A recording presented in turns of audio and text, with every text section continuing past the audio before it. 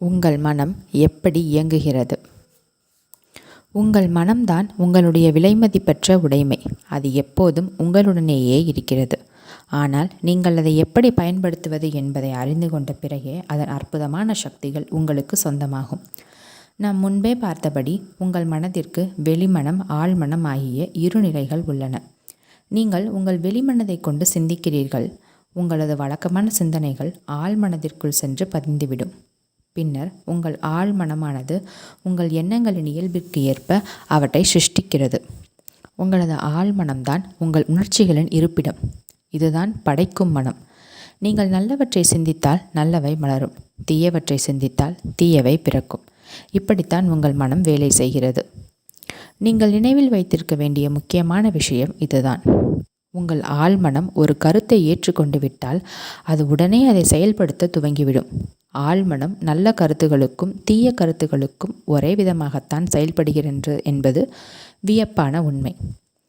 எதிர்மறையான வழியில் இவ்விதியை நடைமுறைப்படுத்தினால் தோல்வியும் விரக்தியும் வருத்தமும் ஏற்பட அது காரணமாகிவிடும். அதே சமயம் உங்களது வழக்கமான சிந்தனை இணக்கமானதாகவும் ஆக்கப்பூர்வமானதாகவும் இருக்கும் பட்சத்தில் நீங்கள் முழு ஆரோக்கியத்தையும் வெற்றியையும் செழிப்பையும் அனுபவிப்பீர்கள். நீங்கள் சரியான வழியில் சிந்திக்கவும் உணரவும் துவங்கிவிட்டால் மன அமைதியும் ஆரோக்கியமான உடலும் கண்டிப்பாக உங்கள் வசப்படும். நீங்கள் மனதளவில் ஒரு விஷயத்தை ஏற்றுக்கொண்டு அதை உண்மை என உணரும்போது உங்களது ஆழ்மனம் அதை ஏற்றுக்கொண்டு அதை உங்கள் அனுபவமாக்கும். நீங்கள் செய்ய வேண்டியதெல்லாம் உங்களது கருத்தை உங்கள் ஆழ்மனதினை ஏற்றுக்கொள்ள வைப்பதுதான். அப்படி நிகழும்போது உங்கள் ஆழ்மனம் நீங்கள் விரும்பும் ஆரோக்கியத்தையும் அமைதியையும் செழிப்பையும் உங்களிடத்தில் கொண்டு வந்து சேர்க்கும். நீங்கள் ஆணையிடுங்கள். உங்களது ஆழ்மனம் தன் மீது பதிந்துள்ள கருத்தினை அப்படியே உங்கள் நிஜ வாழ்வில் உருவாக்கும். உங்கள் மனதின் கோட்பாடு இதுதான். நீங்கள் உங்கள் வெளிமனதில் கொண்டுள்ள சிந்தனைக்கு ஏற்ப உங்கள் ஆழ்மனம் செயல்படுகின்றது. எண்ணங்கள் ஆழ்மனதிற்கு அனுப்பப்படும் போது மூளையில் உள்ள உயிரணுக்களில் பதிவுகள் நிகழ்கின்றன என்று உளவியலாளர்களும் மனநல மருத்துவர்களும் குறிப்பிடுகின்றனர். ஏதாவது ஒரு கருத்தை உங்கள் ஆழ்மனம் ஏற்றுக்கொண்டு விட்டால் அதை நடைமுறைப்படுத்த உடனே அது செயலில் இறங்கிவிடும்.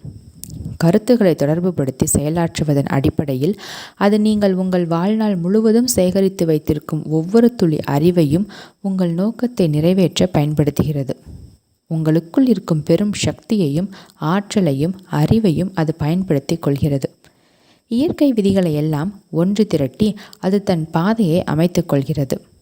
சில நேரங்களில் அது உங்கள் கஷ்டங்களுக்கான தீர்வை உடனே வழங்கலாம். பிற நேரங்களில் அதற்கு பல நாட்கள், வாரங்கள் அல்லது அதற்கும் அதிகமான நேரம் பிடிக்கலாம். அதன் வழிகள் நம் அறிவிற்கு அப்பாற்பட்டவை. வெளிமனதிற்கும் ஆழ்மனதிற்கும் இடையே உள்ள வேறுபாடுகள். வெளிமனமும் ஆழ்மனமும் இரண்டு மனங்கள் அல்ல என்பதை நீங்கள் நினைவில் கொள்ள வேண்டும். அவை ஒரு மனதிற்குள் அமைந்துள்ள இரு செயற்களங்களே. பகுத்தறியும் மனம்தான் உங்கள் வெளிமனம். மனதின் இப்பிரிவுதான் உங்களுக்கு வேண்டியதை தேர்ந்தெடுக்கும்.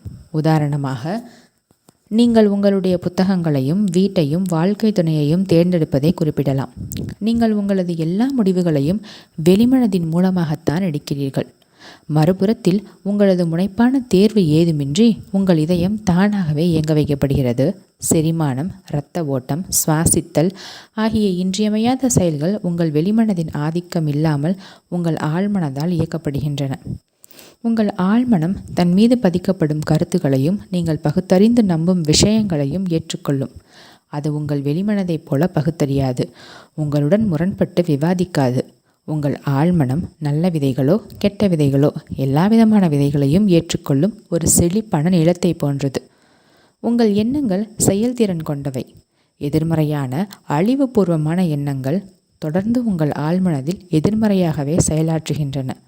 உடனடியாகவோ அல்லது சிறிது காலம் கழித்தோ அவை வடிவம் பெற்று உங்களுடைய எண்ணங்களுக்கு ஏற்றவாறு உங்களது வாழ்வனுபவங்களாக வெளிப்படும்.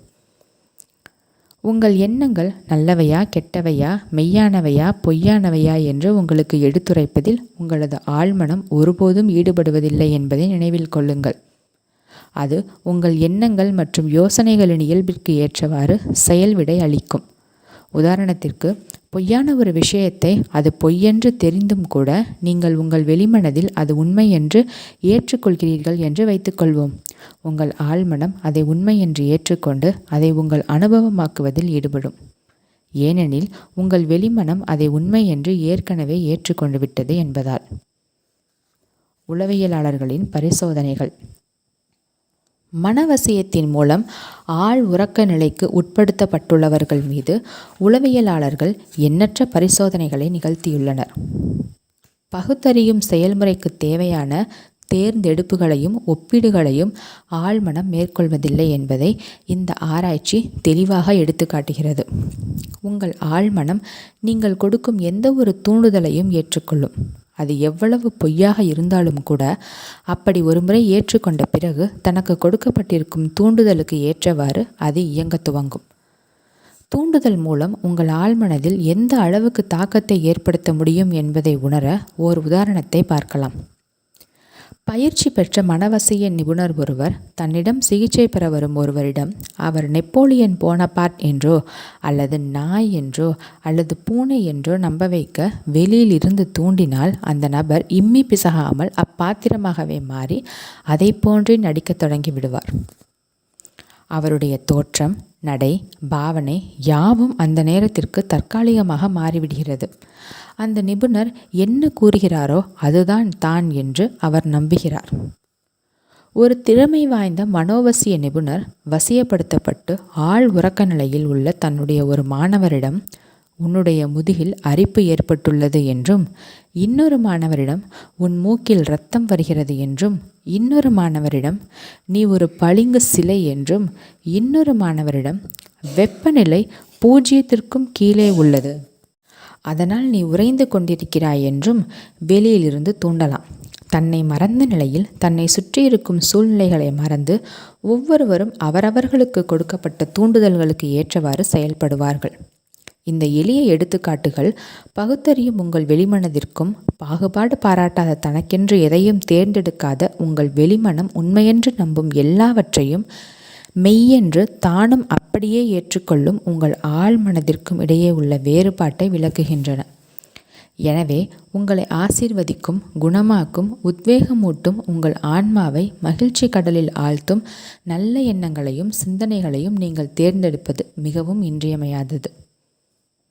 புறநோக்கு மனம், அகநோக்கு மனம் ஒரு விளக்கம். உங்கள் வெளிமனம் சில சமயங்களில் புறநோக்கு மனம் என்று குறிப்பிடப்படுகிறது.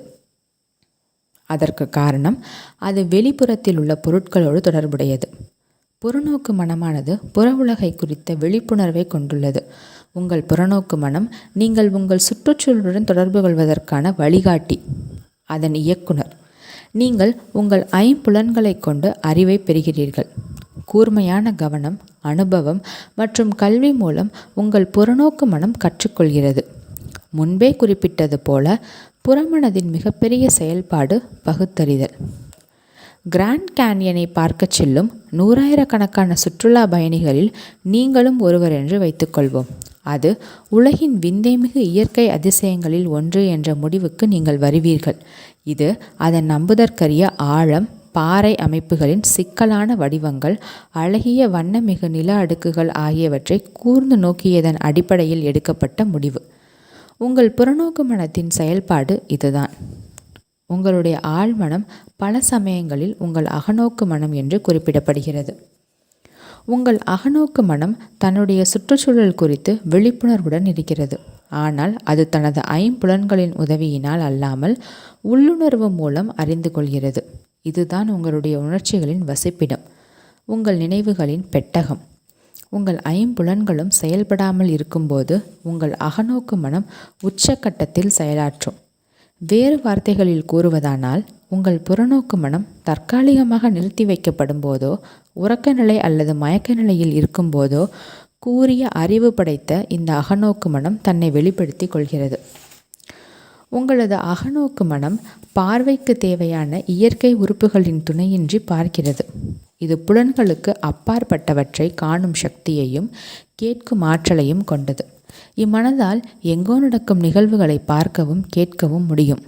உங்கள் உணர்வு சார்ந்த மனதால் உங்கள் உடலை விட்டு சென்று வெகு தொலைவில் உள்ள இடங்களுக்கு பயணம் செய்து பெரும்பாலான சமயங்களில் மிக துல்லியமான மெய்யான தகவல்களை உங்களிடம் திரும்ப கொண்டு வர முடியும்.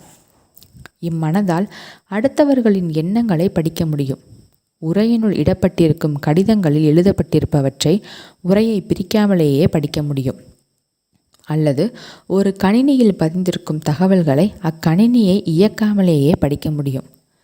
நாம் புறநோக்கு மனதிற்கும் அகநோக்கு மனத்திற்கும் இடையேயான உறவை புரிந்து கொள்ளும்போது உண்மையான பிரார்த்தனை கலையை நாம் வசப்படுத்தி கொள்ளலாம். ஆழ்மனதால் உங்கள் வெளிமனதைப் போல் பகுத்தறிய முடியாது. தனக்கு இடப்படும் கட்டளைகளை மறுக்கும் ஆற்றலோ விவாதிக்கும் திறமையோ உங்கள் ஆழ்மனதிற்கு கிடையாது. நீங்கள் அதற்கு தவறான தகவல்களை கொடுத்தால் அது அவற்றை உண்மை என்று ஏற்றுக்கொள்ளும். பின் அது அத்தகவலை உண்மையாக்கச் சொல்லி செயலில் இறங்கும்.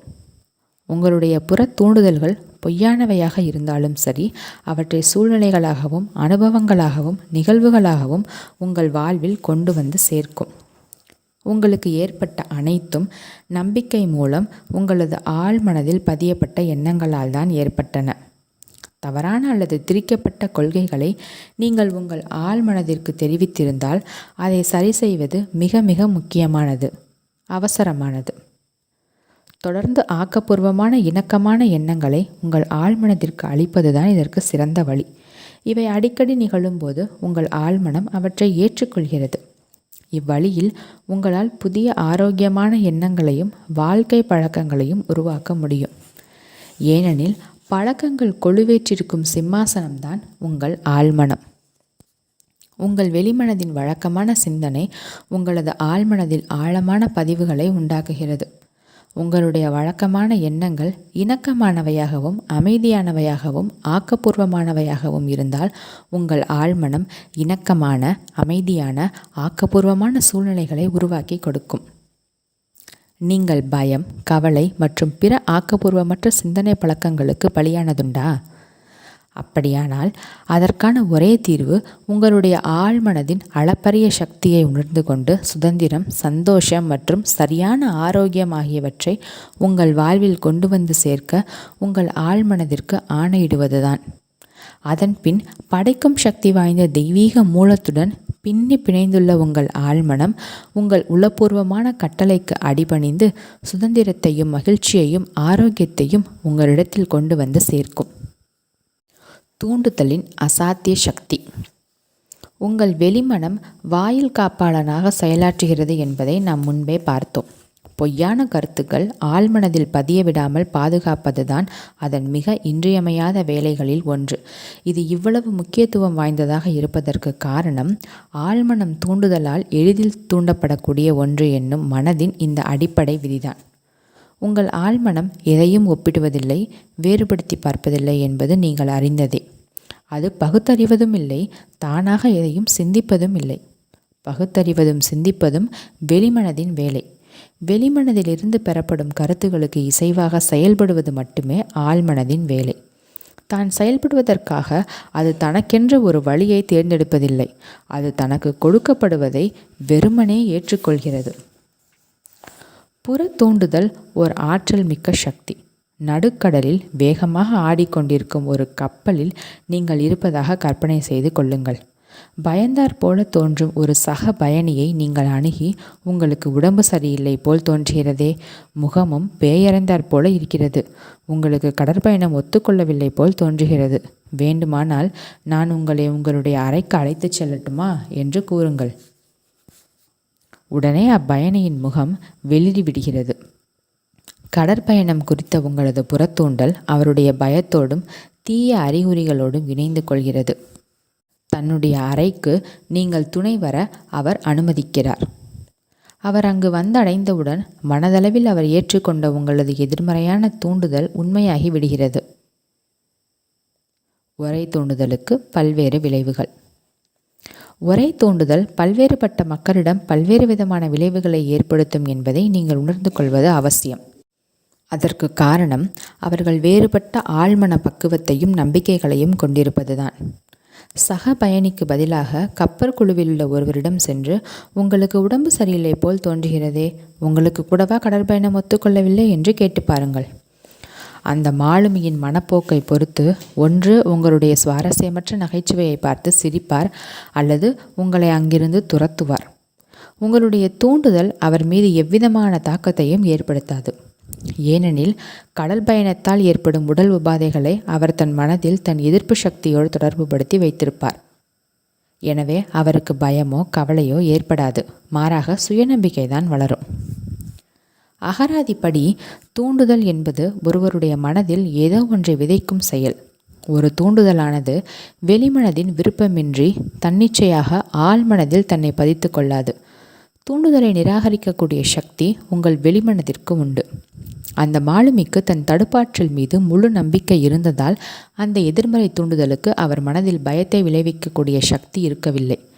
ஆனால் உங்கள் சக பயணி ஏற்கனவே நோய்வாய்ப்பட்டு விடுவோமோ என்ற கவலை கொண்டிருந்தார். அதனால் உங்கள் தூண்டுதலால் அவர் மீது ஆதிக்கம் செலுத்த முடிந்தது. நம் எல்லோரிடத்திலும் நமக்கென்று சில தனிப்பட்ட பயங்களும் நம்பிக்கைகளும் அபிப்பிராயங்களும் உள்ளன. இந்த உள் ஊகங்கள் நம்முடைய வாழ்வை கட்டுப்படுத்தி இயக்குகின்றன.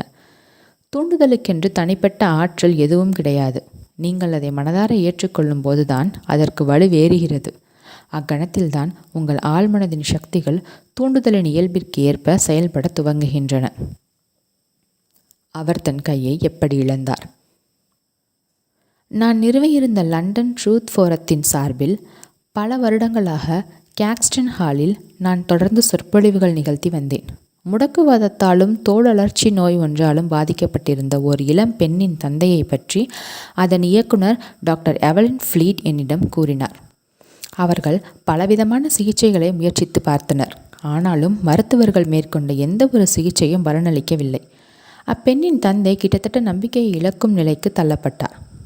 என் மகள் குணமாகி நல்ல நிலைக்கு திரும்ப முடியும் என்றால் அதற்காக நான் என் வலதுகையை இழக்கவும் தயார் என்று அவர் தனக்குத்தானேயும் தன் நண்பர்களிடத்திலும் மீண்டும் மீண்டும் கூறிக்கொண்டே இருந்தார்.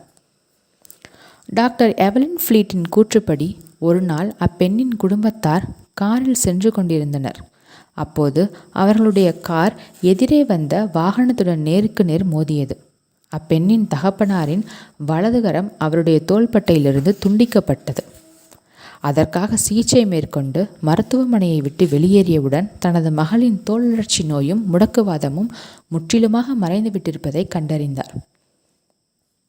உங்களை எல்லா வழிகளிலும் குணமாக்கும், ஆசீர்வதிக்கும், ஊக்கப்படுத்தும், உற்சாகமூட்டும் தூண்டுதல்களை மட்டுமே நீங்கள் உங்கள் ஆழ்மனதிற்கு கொடுக்க வேண்டும்.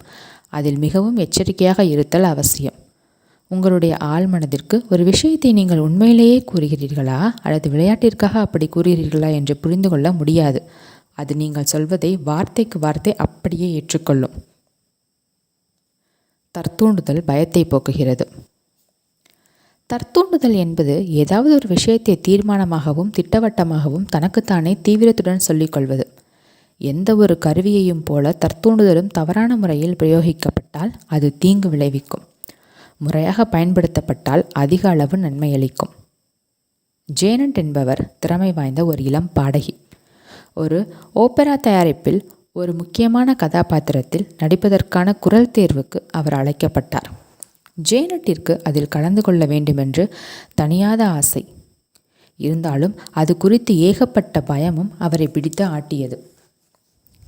ஏற்கனவே 3 முறை வேறு சில இயக்குநரிடத்தில் பாடி காட்டிய போது மிகவும் பரிதாபகரமாக தோற்று போயிருந்தார். தோல்வி குறித்த பயமே அதற்கு காரணம். அவருக்கு வசீகரமான குரல் இருந்த போதிலும் எனக்கு பாடுவதற்கான சரியான நேரம் வரும்போது என் குரல் மிகவும் கொடுமையாக இருக்கும். எனக்கு அந்த கதாபாத்திரம் ஒருபோதும் கிடைக்காது. அவர்களுக்கு என்னை பிடிக்காது.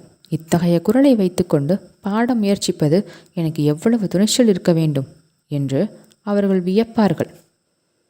நான் குரல் தேர்வுக்கு போவேன், ஆனால் நிச்சயமாக தோற்றுவிடுவேன் என்று எனக்கு தெரியும். இவ்வாறு தனக்குத்தானே அவர் கூறி வந்தார்.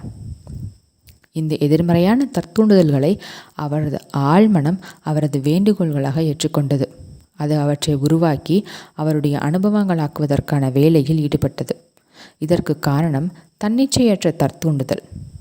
அவருடைய பயங்கள் உள்ளார்ந்தவையாகவும் உணர்ச்சி பூர்வமானவையாகவும் மாறி அவருடைய யதார்த்தமாக மாறிவிட்டிருந்தன. இந்த எதிர்மறையான தூண்டுதல்களை நேர்மறையான தூண்டுதல் மூலம் எதிர்கொண்டு அந்த இளம் பாடகி தன் எதிர்மறையான தூண்டுதல்களிலிருந்து விடுபட்டார். அவர் செய்தது இதுதான். நாள்தோறும் 3 முறை அவர் ஒரு அமைதியான அறைக்குள் தனியாகச் செல்வார். ஒரு சாய்வு நாற்காலியில் வசதியாக அமர்ந்து கொண்டு தனது உடலை தளர்த்தி கண்களை மூடிக்கொள்வார். தன்னால் முடிந்தவரை தனது உடலையும் மனதையும் அசைவின்றி இருக்குமாறு அமைதிப்படுத்துவார். உடலின் செயல்பாடுகளை கட்டுப்படுத்தி அதனை அமைதியாக்குவது மனதை அமைதிப்படுத்த உதவும். இதன் மூலம் தூண்டுதல்களை ஏற்றுக்கொள்வதற்கான மனதின் திறன் அதிகரிக்கிறது. பயம் குறித்த தூண்டுதல்களை முறியடிக்க அவர், நான் மிகவும் அழகாக பாடுகிறேன், நான் அமைதியாகவும் உறுதியாகவும் சாந்தமாகவும் இருக்கிறேன் என்று தனக்குத்தானே கூறிக்கொண்டார். அவர் தனியாக அந்த அறைக்குள் சென்று இதனை மெதுவாகவும் அமைதியாகவும் உணர்ச்சி பூர்வமாகவும் 5 முதல் 10 முறை வரை கூறினார். இவ்வாறு ஒரு நாளைக்கு 3 முறையும் தூங்க செல்வதற்கு முன் 1 முறையும் செய்தார். 1 வாரத்திற்கு பிறகு அவர் முழு அமைதியும் உறுதியும் பெற்றார்.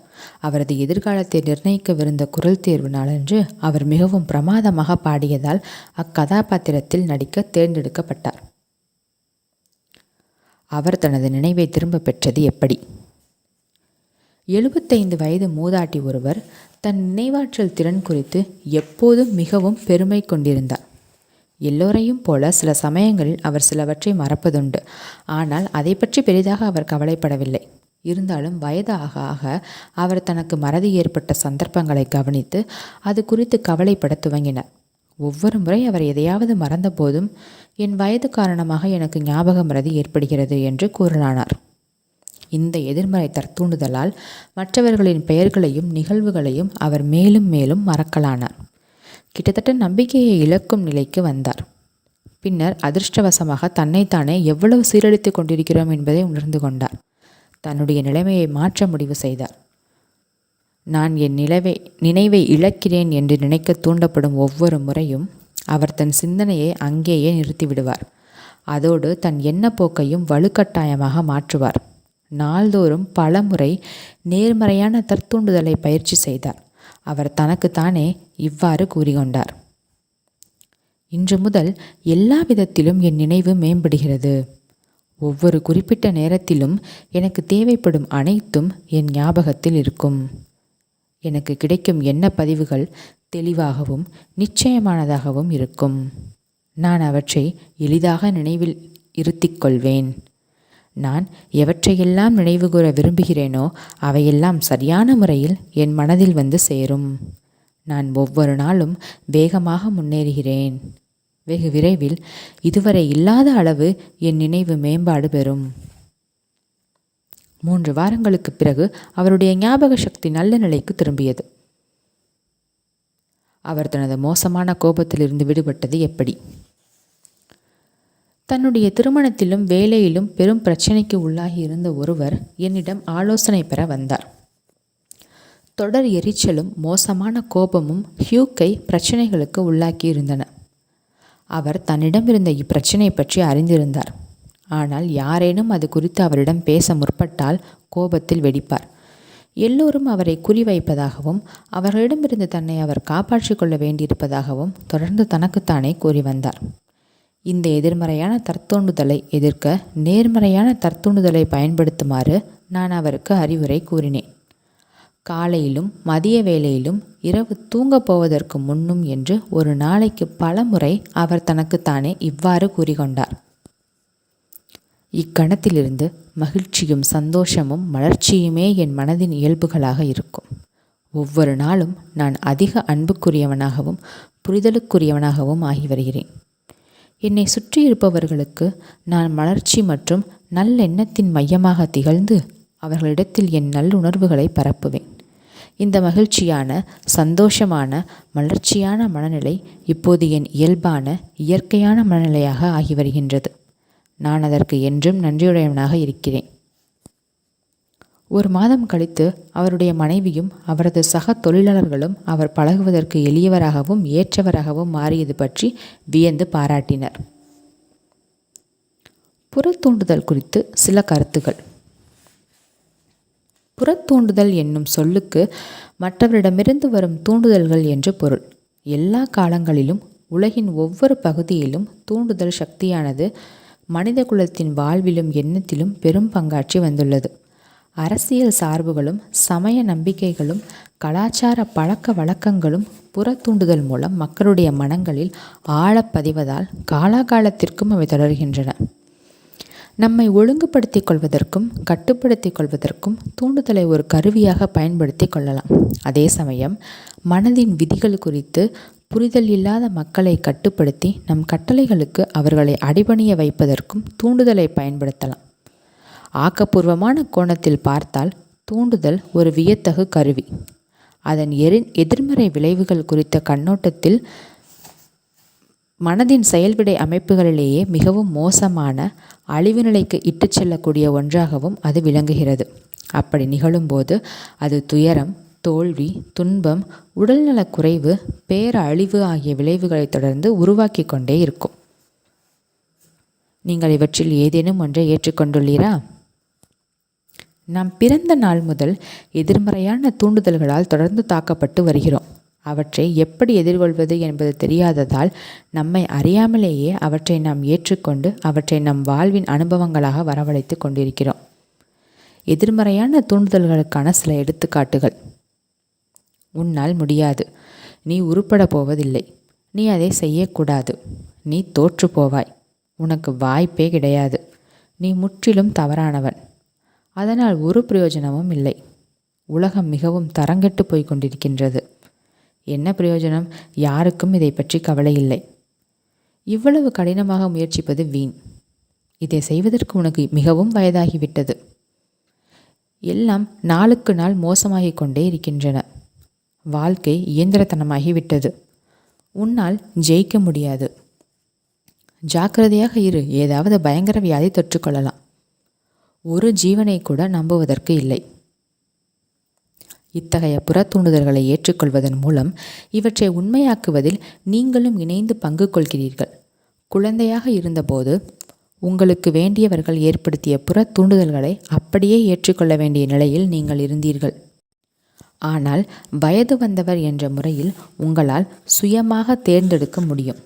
கடந்த காலத்தில் உங்கள் மீது திணிக்கப்பட்ட எதிர்மறையான கருத்துக்களை ஆக்கப்பூர்வமான தற்தூண்டுதல் என்னும் மறுசீரமைப்பு சிகிச்சை மூலம் மாற்றிவிட முடியும். இதற்கான முதற்படி உங்களை இயக்கிக் கொண்டிருக்கும் புறத்தூண்டுதல்கள் குறித்த விழிப்புணர்வை பெறுவது.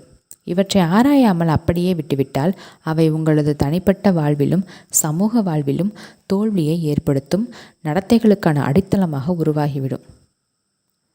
எதிர்மறையான வார்த்தைகளால் பதப்படுத்தப்பட்டிருக்கும் உங்கள் மனம் உங்களுடைய வாழ்க்கை பாதையை உருக்குலைத்து நல்ல பழக்க வழக்கங்களை உருவாக்குவதை சிரமமாக்கிவிடும்.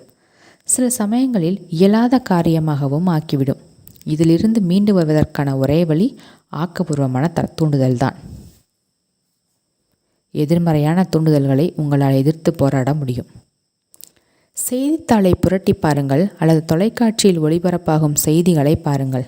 ஒவ்வொரு நாளும் பயம், கவலை, பயனின்மை, மனக்கலக்கம், வரவிருக்கும் பேரழிவு ஆகிய விதைகளை விதைக்கக்கூடிய ஏராளமான செய்திகளை நீங்கள் கேட்கலாம். அவற்றையெல்லாம் பார்த்து கேட்டு உங்கள் மனதில் உள்வாங்கிக் கொள்வீர்களேயானால் இந்த அச்சுறுத்தும் எண்ணங்கள் வாழ்வின் மீது உங்களுக்குள்ள பிடிப்பை வேரோடு பிடுங்கி எறிந்துவிடும். ஆனால் இவற்றையெல்லாம் ஏற்றுக்கொள்ள வேண்டும் என்ற கட்டாயமில்லை என்பதை புரிந்து கொண்டால் நீங்கள் தேர்ந்தெடுப்பதற்கான பல வழிகள் உங்கள் முன் தோன்றும். உங்கள் ஆழ்மனதிற்கு ஆக்கப்பூர்வமான தற்தூண்டுதல்களை அளிப்பதன் மூலம் இந்த அழிவுபூர்வமான கருத்துக்களை எதிர்கொண்டு வெற்றி பெறலாம். மற்றவர்களால் சீராக உங்களை நோக்கி செலுத்தப்படும் எதிர்மறையான தூண்டுதல்களை கவனியுங்கள். நீங்கள் அழிவுபூர்வமான தூண்டுதல்களின் தயவில் வாழ வேண்டிய கட்டாயமில்லை. இத்தூண்டுதல்களால் நாம் எல்லோரும் நம் குழந்தை பருவத்திலும் வாலிப பருவத்திலும் அதற்கு பின்னும் பெரும் கஷ்டங்களை அனுபவித்துள்ளோம். உங்கள் வாழ்க்கையை பின்னோக்கி பார்த்தால் பெற்றோர்களும் நண்பர்களும் உறவினர்களும் ஆசிரியர்களும் சக மனிதர்களும் எதிர்மறை தூண்டுதல்களுக்கான பிரச்சாரத்தில் எத்தகைய பங்காற்றியுள்ளனர் என்பதை நீங்கள் எளிதில் நினைவு கூறலாம். உங்களுக்கு கூறப்பட்டவற்றை ஊன்றி கவனித்தால் அவற்றின் ஊடாக தொக்கி நிற்கும் அர்த்தத்தை புரிந்து கொள்ளலாம். அவற்றில் பல ஒருவிதமான பிரச்சாரம் என்பதற்கு மேல் வேறொன்றுமல்ல என்பதை கண்டறிவீர்கள். உங்களுள் பயத்தை விதைத்து அதன் மூலம் உங்களை கட்டுப்படுத்துவதே அதன் உள்ளார்ந்த நோக்கமாக இருந்தது, இன்னும் இருந்து வருகிறது. இப்புற தூண்டுதல் முறை ஒவ்வொரு வீட்டிலும், அலுவலகத்திலும், தொழிற்சாலையிலும், கேளிக்கை விடுதியிலும் நடைபெற்று கொண்டிருக்கிறது. அவர்கள் அறிந்து செய்கிறார்களோ இல்லையோ, மக்கள் உங்களை நோக்கி ஏவும் பல தூண்டுதல்கள் அவர்களுக்கு பலன் தரும் வழிகளில் உங்களை சிந்திக்க வைப்பதற்கும், உணர வைப்பதற்கும், செயலாற்ற வைப்பதற்கும் குறிவைக்கப்பட்டவையே. தூண்டுதல் ஒரு மனிதனை எவ்வாறு கொன்றது? என்னுடைய தூரத்து சொந்தக்காரர் ஒருவர் படிகக்கல் மூலம் குறி சொல்லும் ஒரு பிரபலமான பெண்மணியை சந்திப்பதற்காக இந்தியாவிற்கு சென்றார். அப்பெண் என் உறவினரின் இதயம் மோசமான நிலையில் இருப்பதால் அடுத்த அமாவாசைக்குள் அவர் இறந்து விடுவார் என்று கணித்தாள். என் உறவினர் பயத்தில் உறைந்து போனார். அவர் தன் குடும்பத்தார் ஒவ்வொருவரையும் அழைத்து அக்கணிப்பை பற்றி கூறினார். தன் உயில் சரிவர உள்ளதா என்பதை உறுதி செய்து கொள்ள அவர் தனது வக்கீலை சந்தித்தார். நான் அவரை இந்த எதிர்மறையான எண்ணத்திலிருந்து விடுவிக்க முயற்சித்த போது கண்ணுக்கு புலப்படாத வியத்தக சக்திகள் அப்பெண்ணிடம் இருப்பதாகவும், அச்சக்திகளை கொண்டு அவரால் தன்னை நாடி வருபவர்களுக்கு நல்லது செய்யவோ தீங்கிழைக்கவோ முடியும் என்று அவர் என்னிடம் கூறினார். இதை அவர் ஆழமாக நம்பவும் செய்தார். அமாவாசை நெருங்க நெருங்க அவர் அதிகமாக தன்னை தனிமைக்கு உட்படுத்தி கொண்டார். 1 மாதத்திற்கு முன்னர் இம்மனிதர் மகிழ்ச்சியாகவும், ஆரோக்கியமாகவும், சுறுசுறுப்பாகவும், திடமாகவும் இருந்தார். இப்பொழுது ஒன்றும் செய்ய இயலாதவராகிவிட்டார். கணிக்கப்பட்ட நாளன்று அவர் மாரடைப்பால் காலமானார். தானே தன் சாவுக்கு காரணம் என்பது தெரியாமலேயே அவர் இறந்துவிட்டார். நம்மில் எத்தனை பேர் இதுபோன்ற கதைகளை கேள்விப்பட்டு நம் கட்டுப்பாட்டை மீறிய மாயசக்திகள் இவ்வுலகம் முழுவதும் உள்ளன என்ற எண்ணத்தால் சற்று நடுங்கியிருக்கிறோம்? ஆம், இவ்வுலகம் முழுவதிலும் சக்திகள் இருக்கின்றன. ஆனால் அவை மாயமானவையோ அல்லது கட்டுக்கடங்காதவையோ அல்ல. மேற்குறிப்பிட்ட நபர் ஒரு சக்திமிக்க தூண்டுதலை தன் ஆழ்மனதிற்குள் புக அனுமதித்ததன் மூலம் தன்னைத்தானே கொன்றுவிட்டார். அவர் அக்குறிகாரியின் சக்திகள் மீது அபார நம்பிக்கை வைத்திருந்தார். அதனால் அப்பெண்ணின் கணிப்பை முற்றிலுமாக ஏற்றுக்கொண்டார். நம்ம ஆழ்மனம் எவ்வாறு வேலை செய்கிறது என்று நாம் கொண்டுள்ள புரிதலோடு இந்நிகழ்ச்சியை மீண்டும் ஒரு முறை பார்க்கலாம். ஒரு மனிதனின் பகுத்தறியும் வெளிமனம் எவற்றையெல்லாம் நம்புகிறதோ அவனது ஆழ்மனம் அவற்றை அப்படியே ஏற்றுக்கொண்டு அவற்றை நடைமுறைப்படுத்தும். என் உறவினர் அக்குறி சொல்பவரிடத்தில் சென்றபோது எளிதில் தூண்டப்படக்கூடிய நிலையில் இருந்தார். அப்பெண் ஒரு எதிர்மறையான தூண்டுதலை அவருக்கு கொடுத்தாள். அவரும் அதை ஏற்றுக்கொண்டார். பயத்தால் உறைந்தார். தான் அடுத்த அமாவாசைக்குள் இறந்து விடுவோம் என்ற உறுதியான எண்ணத்தை தொடர்ந்து அசை போட்டு கொண்டே இருந்தார். இதை பற்றி எல்லோரிடத்திலும் கூறினார். தனது முடிவுக்கு தயாரானார். அவருடைய ஆழ்மனதால் ஏற்றுக்கொள்ளப்பட்ட அவரது பயமும் இறப்பு குறித்த எதிர்பார்ப்பும் தான் அவருடைய மரணத்தை தோற்றுவித்தன. அவருடைய மரணத்தை கணித்த அப்பெண்ணுக்கு தெருவோரம் கிடக்கும் கல்லுக்கும் மண்ணுக்கும் இருக்கும் சக்தியை விட அதிகமான சக்தி ஒன்றும் இருக்கவில்லை. அவருடைய தூண்டுதல் மட்டுமே அவர் கணித்த மரணத்தை நிகழ்த்தும் சக்தி கொண்டிருக்கவில்லை. அவர் தன் மனதின் விதிகளை அறிந்திருப்பாரேயானால் அவளது எதிர்மறையான தூண்டுதலை அவர் முற்றிலுமாக நிராகரித்திருப்பார். அவளது வார்த்தைகளுக்கு எவ்வித மதிப்பும் கொடுத்திருக்க மாட்டார். தன்னுடைய எண்ணங்களாலும் உணர்வுகளாலும் மட்டுமே தான் கட்டுப்படுத்தப்பட்டு வழிநடத்தப்படுகிறோம் என்ற பாதுகாப்பான அறிவோடு அவர் தன் வாழ்க்கையை கவனித்து கொண்டிருந்திருப்பார். அக்குறிகாரியின் கணிப்பு பீரங்கியை நோக்கி எறியப்பட்ட ஒரு இறப்பர் பந்தை போலாக்கியிருக்கும். தனக்கு எந்த தீங்கும் ஏற்படாத வண்ணம் அவருடைய தூண்டுதலை ஆற்றலிழக்க செய்து அதை காணாமல் போக செய்திருக்க முடியும். அதற்கு மாறாக தன்னுடைய மனதின் விதிகள் குறித்த அறிவின்மையாலும் விழிப்புணர்வின்மையாலும் அத்தூண்டுதல் தன்னை கொல்ல அவர் அனுமதித்து விட்டார். புற தூண்டுதல்களுக்கு சுயமாக உங்கள் மீது தாக்கத்தை ஏற்படுத்தும் சக்தி ஏதும் கிடையாது. அவற்றிற்கு கிடைக்கும் சக்தியெல்லாம் உங்கள் எண்ணத்தின் மூலம் அவற்றிற்கு நீங்கள் கொடுக்கும் சக்தி மட்டுமே. நீங்கள் அதற்கு உங்கள் மன ஒத்துழைப்பை தர வேண்டும். நீங்கள் அந்த எண்ணத்தை ஏற்றுக்கொண்டு ஊக்கப்படுத்த வேண்டும். அக்கணத்தில் அது உங்களுடைய சொந்த எண்ணமாக மாறிவிடுகிறது. உங்கள் ஆழ்மனம் அதை உங்கள் அனுபவத்தில் கொண்டு வருவதற்கான வேலையை செய்ய துவங்குகிறது. சுயமாக தேர்ந்தெடுக்கும் வல்லமை உங்களுக்கு உண்டு என்பதை நினைவில் கொள்ளுங்கள். வாழ்க்கையை தேர்ந்தெடுங்கள். அன்பை தேர்ந்தெடுங்கள். ஆரோக்கியத்தை தேர்ந்தெடுங்கள். ஏற்றுக்கொள்ளப்படும் முதன்மை கருத்தின் சக்தி. பண்டைய கிரேக்கர்கள் தத்துவியலாளர்கள் பகுத்தறிவாளர்களும் முக்கூற்று முடிவு என்னும் பகுத்தறியும் முறையை பற்றி கற்றறிந்துள்ளனர். உங்களுடைய மனம் தர்க்க ரீதியாக பகுத்தறியும் ஒன்று. நடைமுறை வார்த்தைகளில் கூறுவதானால் உங்களது வெளிமனம் எந்த முதன்மையான கருத்தினை உண்மையென்று நம்பி ஏற்றுக்கொள்கிறதோ அக்கருத்து தான் உங்களது ஆழ்மனம் எடுக்கும் முடிவை தீர்மானிக்கும். அக்குறிப்பிடப்பட்ட கேள்வியோ பிரச்சனையோ எதுவாக இருந்தாலும் அது ஒரு பொருட்டே அல்ல. உங்கள் கருத்துக்கள் உண்மை என்றால் முடிவும் உண்மையாகும். உதாரணத்திற்கு, ஒவ்வொரு நற்பண்பும் போற்றுதற்குரியது. அன்பு ஒரு சிறந்த பண்பு, எனவே அன்பு போற்றுதற்குரியது. அல்லது நிர்மாணிக்கப்பட்ட எல்லா பொருட்களும் மாற்றத்திற்குட்பட்டு அழிந்து போகக்கூடியவை. எகிப்திய பிரமிடுகள் நிர்மாணிக்கப்பட்டவை, எனவே அப்பிரமிடுகள் உருமாறி அழிந்து போகும். மேலே கூறப்பட்டவற்றில் முதல் வாக்கியம் முதன்மை கருத்து என்று குறிப்பிடப்படுகிறது. சரியான முதன்மை கருத்தை தொடர்ந்து சரியான முடிவு பெறப்படுகிறது. நியூயார்க் சிட்டியின் நகர்மன்றத்தில் என்னுடைய மனதின் அறிவியல் சொற்பொழிவுகள் சிலவற்றில் பங்கேற்ற கல்லூரி பேராசிரியர் ஒருவர் சொற்பொழிவு முடிந்த பிறகு என்னிடம் பேசுவதற்காக வந்தார். அவர் என்னிடம், என் வாழ்க்கையில் எல்லாமே தலைகீழாக உள்ளது. என் ஆரோக்கியம், செல்வம், நண்பர்கள் என்று அனைத்தையும் இழந்துவிட்டேன். நான் எதை தொட்டாலும் அது உருப்படாமல் போய்விடுகிறது என்று கூறினார். தன் அழிவுக்கு வழிவகுக்கும் அவரது முதன்மை கருத்திலிருந்தே அவரது பிரச்சனைகள் எல்லாம் துவங்குகின்றன என்பதை நான் அவருக்கு விளக்கினேன். அவருடைய வாழ்க்கையை மாற்றியமைக்க தன்னுடைய சிந்தனையில் அவர் வேறொரு புது முதன்மை கருத்தை நிலைநிறுத்த வேண்டும். தன் ஆழ்மனதின் முடிவில்லா சக்தி தன்னை ஆன்மீக ரீதியாகவும் மனோரீதியாகவும் பௌதீக ரீதியாகவும் வழிநடத்தி இயக்கி மேன்மைப்படுத்துகிறது என்ற கருத்தை உண்மை என்று அவர் ஏற்றுக்கொள்ள வேண்டியது அவசியமாக இருந்தது. அவ்வாறு செய்துவிட்டால் அவரது ஆழ்மனம் அறிவார்ந்த முடிவுகளை எடுக்க அவரை வழிநடத்தும். அவருடைய உடலை குணமாக்கும். அவரது மனதில் அமைதியையும் சமாதானத்தையும் மீண்டும் ஏற்படுத்தும். தன் வாழ்க்கை எப்படி இருக்க வேண்டும் என்பதை தன் மனதில் ஓவியமாக வடித்தார். அவரது முதன்மை கருத்து இதுதான். பிரபஞ்ச பேரறிவு எல்லா வகையிலும் தலைமை ஏற்று என்னை வழிநடத்தி செல்கிறது. சிறந்த ஆரோக்கியம் என்னுடையது. ஒத்திசைவு விதி என் மனதிலும் உடலிலும் இயங்குகிறது. அழகும் அன்பும் அமைதியும் செழிப்பும் என்னுடையவை. சரியான செயல்பாடு மற்றும் தெய்வீக ஒழுங்கு ஆகிய கொள்கைகள் என் வாழ்வு முழுவதையும் ஆட்சி செய்கின்றன. என்னுடைய முதன்மை கருத்து வாழ்வின் அழிவற்ற உண்மைகளை சார்ந்துள்ளது என்பதை நான் அறிவேன்.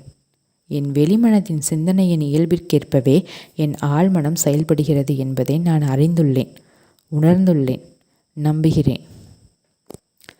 பிறகு அவர் தனக்கு ஏற்பட்ட முன்னேற்றம் குறித்து இவ்வாறு எழுதியிருந்தார்.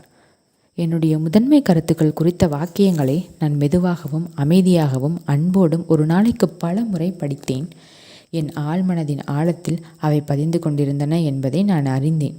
மனதின் விதிகளின்படி விளைவுகள் கண்டிப்பாக தொடரும் என்பதில் உறுதியாக இருந்தேன். நீங்கள் எனக்கு அளித்த அறிவுரைகளுக்கு நான் என்றும் நன்றியுடையவனாக இருப்பேன். என் வாழ்வின் எல்லா துறைகளிலும் நல்ல மாற்றங்கள் ஏற்பட்டு வருகின்றன என்பதையும் நான் தெரிவித்துக் கொள்ள விரும்புகிறேன். இது நிச்சயம் வேலை செய்கிறது. ஆழ்மனம் முரண்பாடாக விவாதிக்காது. உங்கள் ஆழ்மனம் எல்லா விதத்திலும் அறிவார்ந்தது. எல்லா கேள்விகளுக்கான விடைகளையும் அது அறிந்துள்ளது. ஆனால் தனக்கு எல்லாம் தெரியும் என்பது அதற்கு தெரியாது. அது உங்களுடன் விவாதிக்காது அல்லது உங்களை எதிர்த்து பேசாது. இத்தகைய தூண்டுதல்களை என் மீது பதிக்கக்கூடாது என்று அது ஒருபோதும் உங்களிடம் கூறாது. என்னால் இதை செய்ய முடியாது, எனக்கு இப்போது மிகவும் வயதாகிவிட்டது, என்னால் இக்கடமையை நிறைவேற்ற முடியாது, நான் தவறான இடத்தில் வந்து பிறந்து விட்டேன், எனக்கு சரியான அரசியல்வாதியை தெரியாது, இப்படிப்பட்ட வாக்கியங்களை நீங்கள் கூறும்போது உங்கள் ஆழ்மனதில் இத்தகைய எதிர்மறையான எண்ணங்களை பதிய வைக்கிறீர்கள். உங்கள் ஆழ்மனம் அதற்கு ஏற்றாற்போல் செயல்விடை அளிக்கும். உங்களுக்கு ஏற்படவிருக்கும் நல்லவற்றை நீங்களே தடுத்து கொண்டிருக்கிறீர்கள். இல்லாமை, கட்டுப்பாடு, விரக்தி ஆகியவற்றை உங்கள் வாழ்விற்குள் கொண்டு வருகிறீர்கள். தடைகள், முட்டுக்கட்டைகள் மற்றும் தாமதங்களை உங்கள் வெளிமனதில் ஏற்படுத்தி வைக்கும்போது உங்கள் ஆழ்மனதினுள் குடியிருக்கும் ஞானத்தையும் அறிவு கூர்மையையும் நீங்கள் மறுக்கிறீர்கள். இதன் மூலம் நீங்கள் உண்மையிலேயே தெரிவிப்பது உங்கள் ஆழ்மனதால் உங்களுடைய பிரச்சனையை தீர்க்க முடியாது என்பதைத்தான். இது மன இறுக்கத்திற்கும் உணர்ச்சிகளின் இறுக்கத்திற்கும் வழிவகுக்கும். உடல்நலக் குறைவும் நரம்பு தளர்ச்சியும் அவரை தொடர்ந்து வந்துவிடும். உங்கள் விருப்பங்களை நனவாக்குவதற்கும் விரக்தியிலிருந்து மீள்வதற்கும் பின்வருவனவற்றை ஒரு நாளில் பல முறை சுய பிரகடனம் செய்யுங்கள். எனக்கு இவ்விருப்பங்களை கொடுத்த அந்த முடிவில்லா சக்தி தலைமை தாங்கி என்னை வழிநடத்தி செல்கிறது. அதோடு என் விருப்பங்கள் நிறைவேறுவதற்கான மிகச்சரியான திட்டத்தையும் அது எனக்கு வெளிப்படுத்துகிறது. என் ஆழ்மனதின் ஆழ்ந்த ஞானம் இப்பொழுது செயல்விடை அளிக்கிறது என்பதும், நான் என் அக உலகில் உணர்ந்து வேண்டும் பொருட்கள் புற உலகில் வெளிப்படுத்தப்படுகின்றன என்பதும் எனக்கு தெரியும். ஒரு சமநிலையும் நடுநிலையும் எல்லா இடங்களிலும் வியாபித்துள்ளன.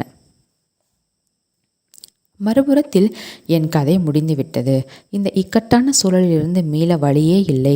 நான் தடைகளிலும் சிக்கல்களிலும் மாட்டிக்கொண்டுள்ளேன் என்று நீங்கள் கூறினால், உங்கள் ஆழ்மனதிலிருந்து எந்தவிதமான பதிலும் உங்களுக்கு கிடைக்காது. உங்கள் ஆழ்மனம் உங்களுக்காக வேலை செய்ய வேண்டுமானால் அதற்கு நீங்கள் சரியான வேண்டுகோளை முன்வைத்து அதன் ஒத்துழைப்பை பெற வேண்டும். அது எப்போதும் உங்களுக்காக வேலை செய்து கொண்டிருக்கிறது. உங்களுடைய இதய துடிப்பையும் மூச்சையும் இந்த நிமிடத்தில் அது கட்டுப்படுத்தி கொண்டிருக்கிறது. உங்களது விரலில் ஒரு வெட்டுக்காயம் ஏற்பட்டுவிட்டால் உடனே அது ஒரு சிக்கலான குணமாதல் செயல்முறையை முடக்கிவிடுகிறது. அதன் அடிப்படை இயல்பு எப்போதும் வாழ்வு குறித்தே இருக்கும். என்றென்றும் உங்களை கவனிப்பதும் பாதுகாப்பதுமே அதன் முதன்மையான செயல்கள். உங்கள் ஆழ் மனதிற்கென்று தனியாக ஒரு மனம் உள்ளது. ஆனால் அது உங்களது எண்ணத்தையும் உளக்காட்சி அமைப்புகளையும் ஏற்றுக்கொள்கிறது. உங்களுடைய பிரச்சனைக்கான விடையை நீங்கள் தேடும்போது உங்கள் ஆழ்மனம் செயல் விடை அளிக்கும். ஆனால் நீங்கள் உங்கள் வெளிமனதில் ஒரு முடிவுக்கு வர வேண்டும் என்றும் ஒரு உண்மையான தீர்மானத்திற்கு வர வேண்டும் என்றும் அது எதிர்பார்க்கும். உங்கள் கேள்விக்கான விடை உங்கள் ஆழ்மனதில் உள்ளது என்பதை நீங்கள் அங்கீகரிக்க வேண்டும். நீங்கள் இதிலிருந்து மீள்வதற்கு வழியே இல்லை, நான் மிகவும் குழம்பி போயிருக்கிறேன், எனக்கு ஏன் ஒரு பதிலும் கிடைப்பதில்லை என்று கூறினால் உங்கள் பிரார்த்தனையை நீங்கள் அழித்து விடுவதற்கு சமானம். உங்களது மனதின் ஓட்டத்தை இழுத்து பிடித்து அதனை அமைதிப்படுத்துங்கள். உங்களை ஆஸ்வாசப்படுத்திக் கொள்ளுங்கள். கவலையை விட்டொழியுங்கள். அமைதியாக மீண்டும் மீண்டும் மனதார இந்த சுய பிரகடனத்தை கூறுங்கள். என் ஆழ் மனதிற்கு விடை தெரியும். அது இப்பொழுது எனக்கு செயல் விடை அளிக்கிறது. நான் அதற்கு நன்றி கூறுகிறேன். ஏனெனில் என் ஆழ்மனதின் அந்த முடிவில்லா சக்தி எல்லாவற்றையும் அறிந்துள்ளது. எனக்கான மிகச் சரியான விடையை அது எனக்கு வெளிப்படுத்தி கொண்டிருக்கிறது. என் உறுதியான நம்பிக்கை இப்பொழுது என் ஆழ்மனதின் கம்பீரத்தையும் பெரும் புகழையும் விடுவிக்கிறது. இது இவ்வாறு இருப்பது குறித்து நான் பேரின்பம் அடைகிறேன்.